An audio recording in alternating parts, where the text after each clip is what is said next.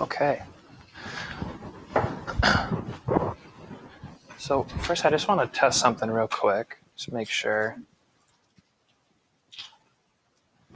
Test. Perfect. Okay. So I'll talk about this in a second. I'm Nick Lind. I went through a bunch of different of Dave and Raphael's different courses. I was in Lisa's course over the summer. So I've been really excited to come here. So thanks for having me. So when thinking about these things, how can we create new experiences, make them possible? How can we, what are the characteristics of them? And also, how can we make more of it happen? Kind of leverage these technologies to spread it, essentially. I wanted to share a couple tools and a couple things. But first, I think there is an element of wanting to, I came across this last week, and there is an element of wanting to incorporate this into what we're doing, right? At really any level, K-12 or higher ed, we're innovating, we're taking risks, we're changing things. And there is kind of the pressure where we want to integrate it into what we're already doing, right? Like you can be a great teacher, but if you say, yeah, but literacy, it's just not for me, that's not okay, right? And social emotional learning, that's just not for me, that's a problem. I think technology needs to be the same thing. We need to say if you're, if you really want to be highly effective, you really need to be utilizing these new tools. On the flip side, there is the reality that we don't just want to reinvigorate and reinvent things, because technology allows us to do things that are genuinely totally different. So there's these kind of two parallels that we can maybe come back to at some point in this. A couple quick tools. This first one is called Open Dyslexia. So this is a browser extension. So if you're using Google Chrome, within about 2 minutes, you can download this extension, turn it on, and what it does is it changes the font of pretty much any web page to a font that's a little bit easier to read for folks with dyslexia. I showed this to one of my students last week, and you could see her light up. It was like one of those moments. It was like, okay, I'm glad I did that. That was extremely helpful. I think for other students, either by preference or due to some type of disability or some type of the purpose for using a text, you can take the same thing, add a different extension. This one is called Read Aloud, and it will read the article to you. You can do this with pretty much any text. Other ones, such as Read and Write, this one allows you, it'll read it to you, but it will also highlight certain things. You can highlight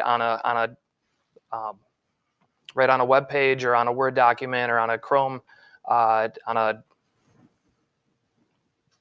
Google Doc. Oh my gosh.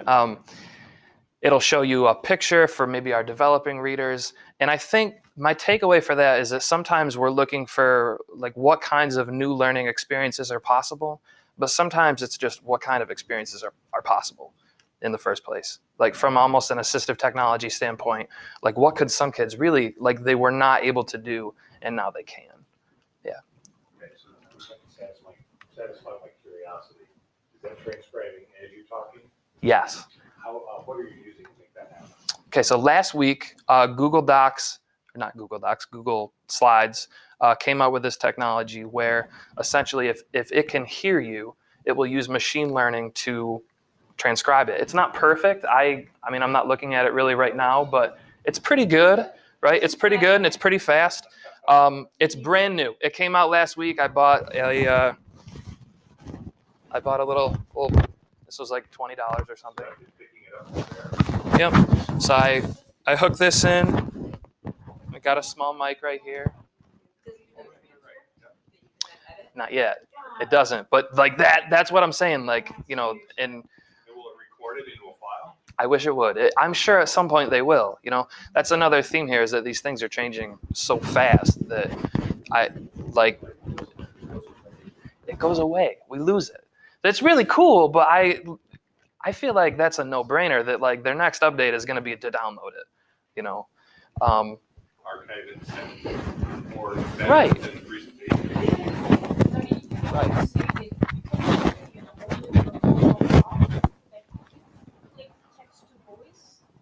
voice to text, and then It will do it that way. Google presentation like transcribes Yep. everything. Google Doc will save everything that's being transcribed. So I didn't mean to take No, it's okay. off track, but these are the kinds of ways of approaching this new stuff. We were all Makes it very Mhm. exciting. Right. Yeah, I wanted to. Yeah. One thing, right? I am able to use. So right now I'm taking a screencast of it just because I wanted to have kind of a record for myself, and I'm wondering if it's going to capture these in Screencastify.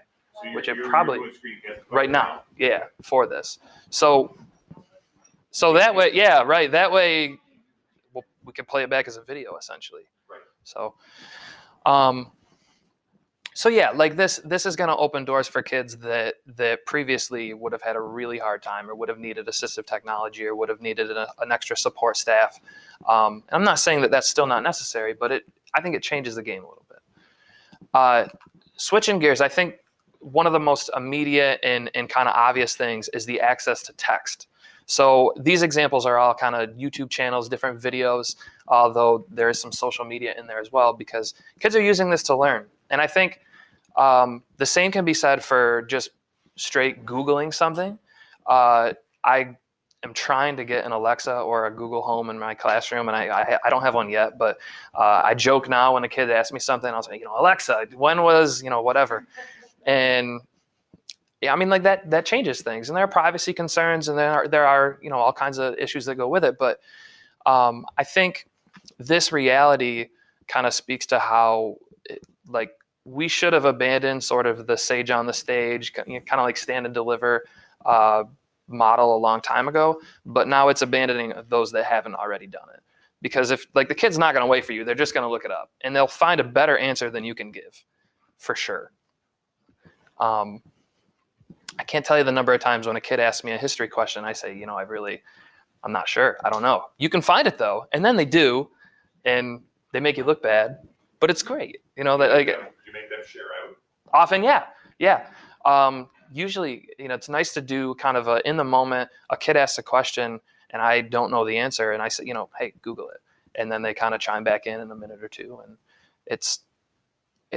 it's realistic. That's what you're doing in real life. You're not, if you don't know something, you're going to look it up and try to find it. You're not going to ask the teacher and then get a dissatisfied answer and never go back to it. But I think the access to this text really changes the game.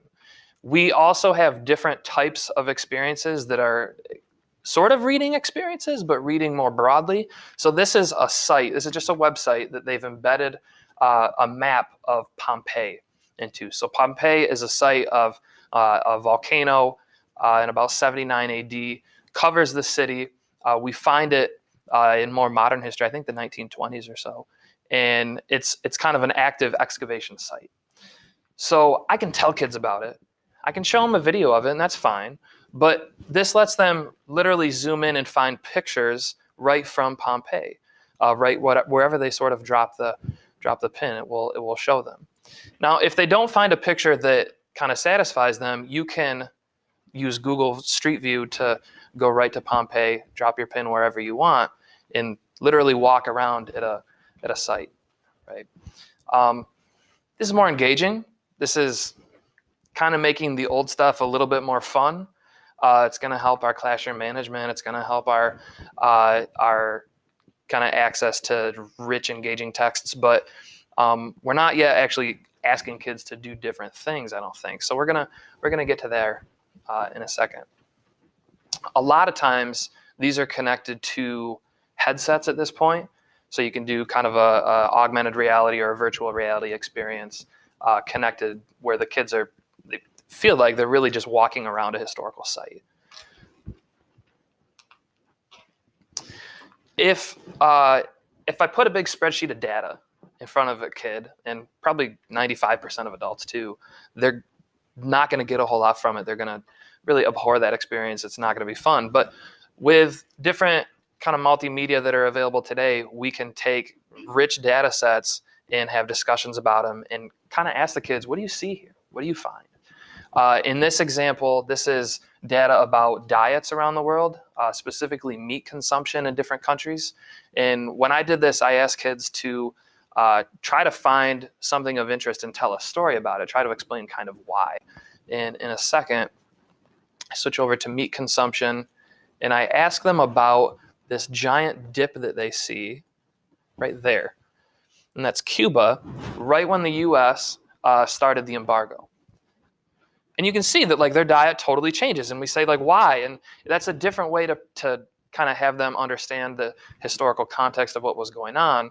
And they're really building the skill of looking at data and looking at evidence and trying to figure out like what happened. Because clearly something happened when that drop hit. But it's just kind of a different way for them to study history and gain other skills at the same time. You can see infinite historical events just by looking at this kind of thing. And I think that's where we start to kind of do things a little differently, is instead of the teacher kind of delivering content, going through the textbook or going through whatever kind of curriculum they have, kind of asking kids what they find. Like, what do you notice? There's clearly some history there, but you have to find it.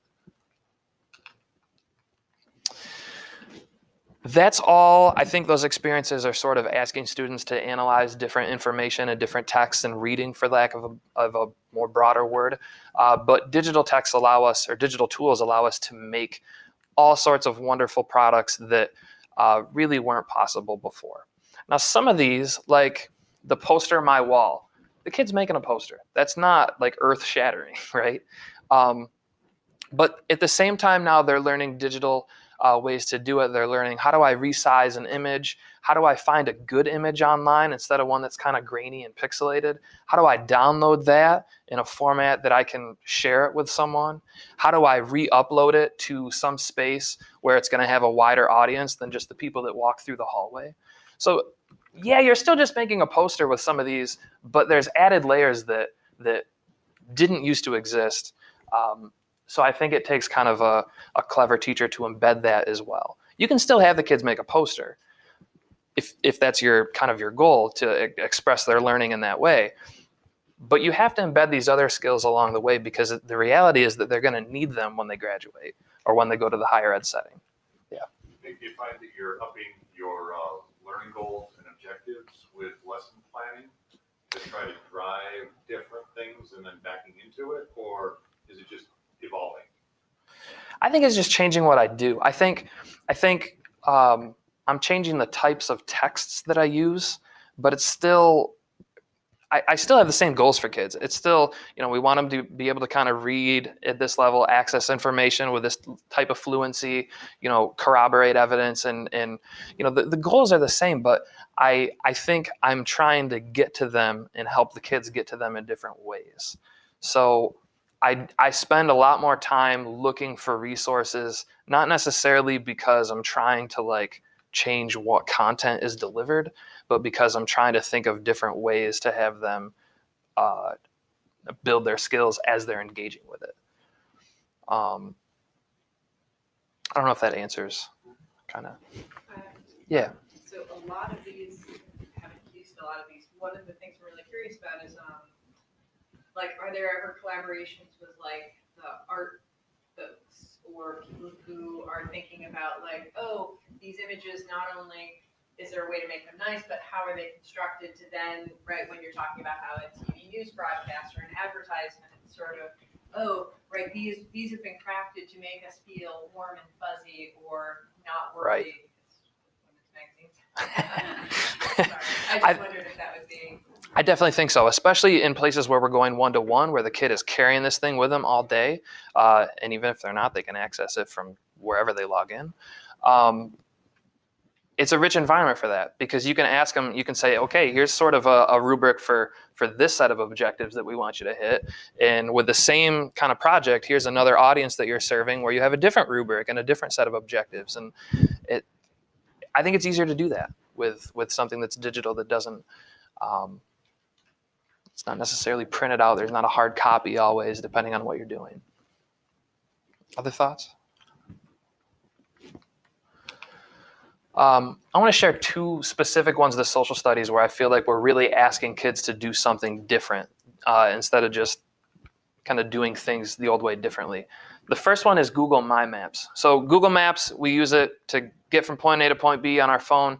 There's also a version called Google My Maps where you can make them. So it's the same kind of background, but you place the pins wherever you want.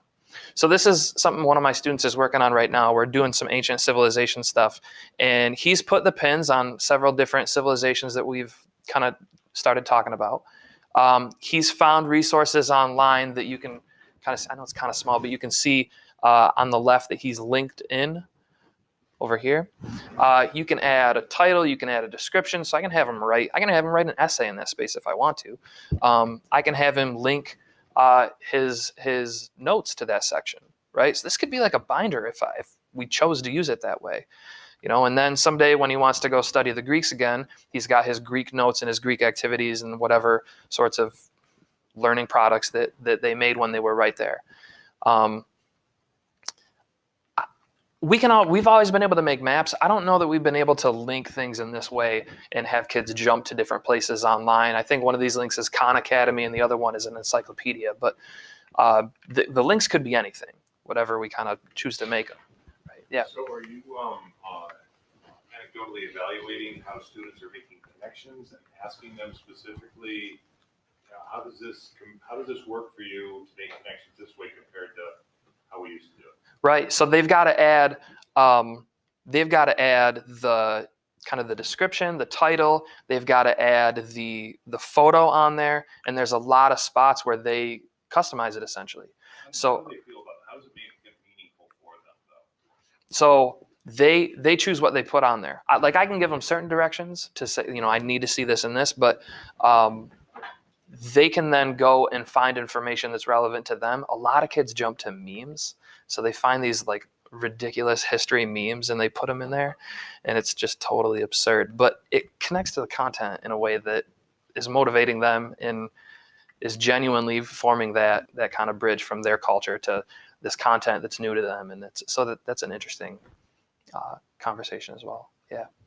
With the mind maps, we used it as an actual presentation tool. Because what I found out is that students were writing everything and reading the presentation. Mm-hmm. And so our goal was to work on our presentation skills. So we took my maps and used that as what would be their Google slide. Yep. And it wasn't, so they only had a chance to just get a couple of different little bullet points in there. They're not bullet points, but they're little maps or things or pings. Oh wow, sardines. It's sardines, right? It's funny because And we used my maps as a presentation tool to really get them to think about what they were delivering and really assessing the information that they've been acquiring. Like that was the assessment at the end, So we found out a lot of it was observation, but they still submitted them. Looks great with Google Classroom. And they all turned them in. They had to turn it in Google Classroom, and we could see them and we could share them with the parents. Yeah, it's definitely it's a very different way for them to kind of catalog their thoughts and sort of build a portfolio of their learning. Not in a binder, not on a blog, and those are great too. I'm going to talk about them in a second, but on a map it's different. Another interesting one is Zooniverse. This is called Operation War Diary. And what Zooniverse does is they're an organization that takes big data sets, specifically ones that have not really been combed through, and they scan them and they put them online, and I have students do it, but anyone technically can go through and analyze them. So these are diary entries from World War I put up by the Imperial War Museum in London.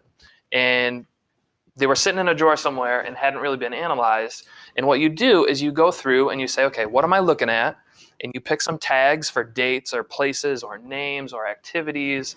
And you're analyzing a primary source, right? So I'm still asking the kid, I still have the same goal. The kid, can they analyze a primary source effectively?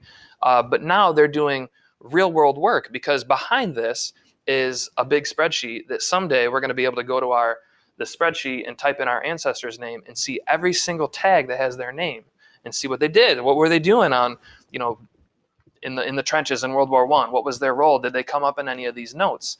We'll be able to see, we can type in, say, the name of a town and say, this little town in southern France or whatever, what was their role in World War I?